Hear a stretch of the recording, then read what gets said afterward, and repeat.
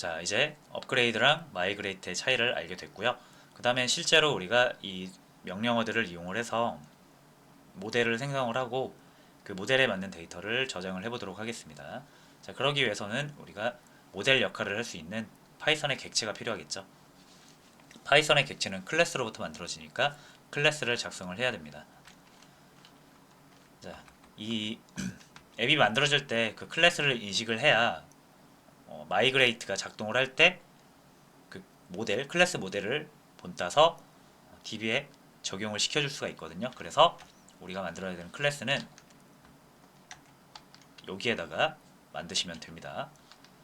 자, 클래스를 선언을 해주도록 하겠습니다. 자, 제가 만들어 볼 모델은요, 사람을 만들 건데, 그래서 이름은 person이라고 짓도록 해보고요.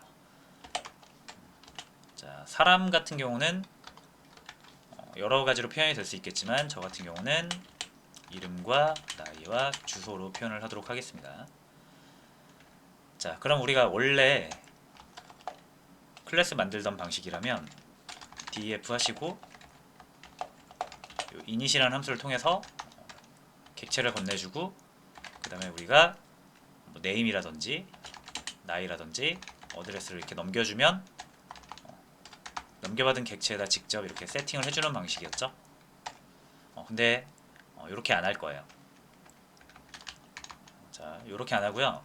여러분들이 이 클래스를 만들 때 퍼슨 뒤에다가 가로를 붙이시고 여기에다가 db.model이라고 적으시면 이 db.model이라는 어떤 이미 존재하는 클래스가 있어요.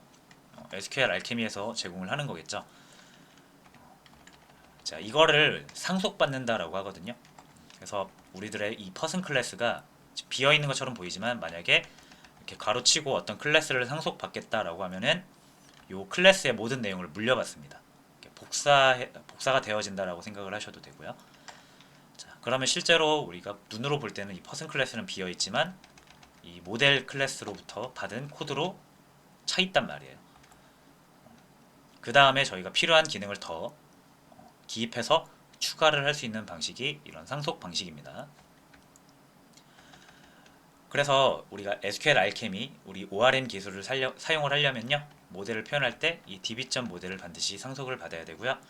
이렇게 받은 상태에서는 우리가 기존에 사용하던 방식이 아닌 그냥 일반적으로 변수를 만들어서 선언하는 방식으로 사용을 할 수가 있어요. 자, 어떻게 사용하는지 한번 볼게요.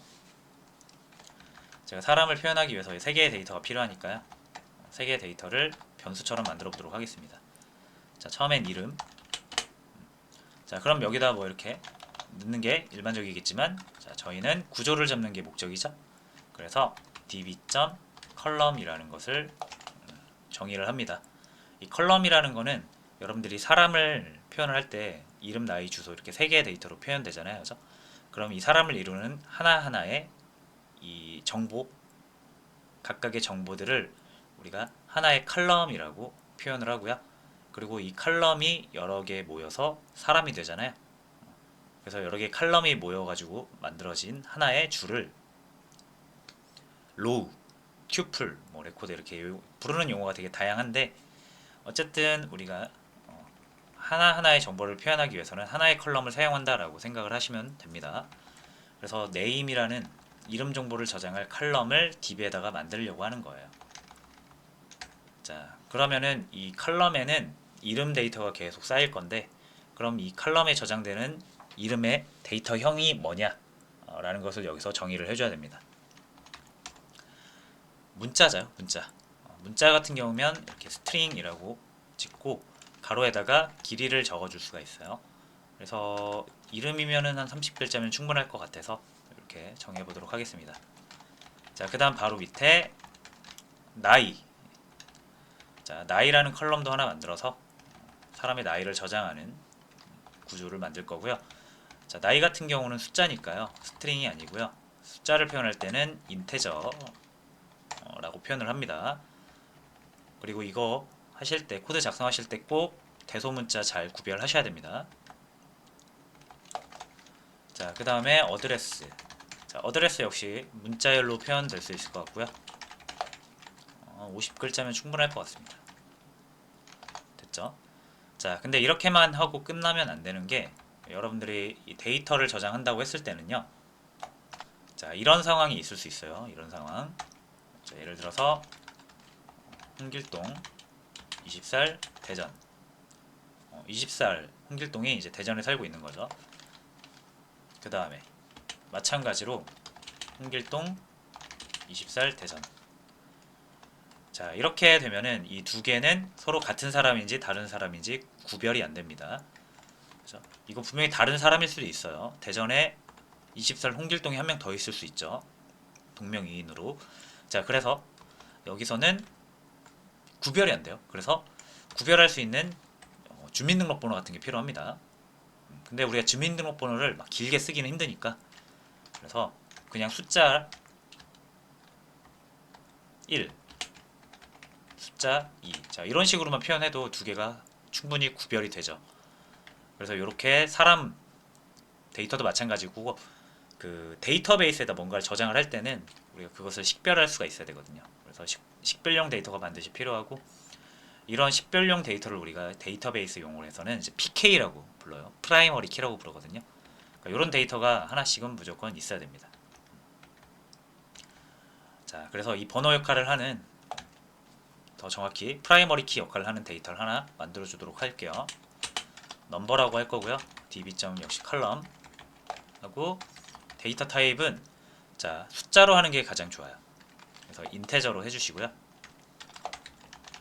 그 다음에 이것은 프라이머리 키다라는 의미로 옆에다가 프라이머리 키는 true, 이렇게 옵션을 하나 적어주시면 됩니다. 자, 이렇게 해서 모델을 우리가 구성을 했고요. 이 클래스를, 아이고 죄송해요. 자, 클래스를 본따서 여러분들의 마이그레이트가, 우리가 요 위에 만든 마이그레이트 있죠, 요거. 요 녀석이 작업을 해줄 거예요. 인식을 해줄 거예요, 인식을. 그래서 실제로 우리가 이제 마이그레이트 명령을 통해서 버전을 생성하고, 업그레이드를 통해서 실제 DB에 반영을 하는 거죠. 자, 그거 한번 해볼게요. 자, 혹시 서버가 실행 중이시라면 종료해 주시고요. 여기서 플라스크 db 마이그레이트 명령을 통해서 진행을 해주십니다. 자, 이거 하기 전에 만약에 db 초기화를 안 했다면 플라스크 db init을 통해서 초기화를 해주세요.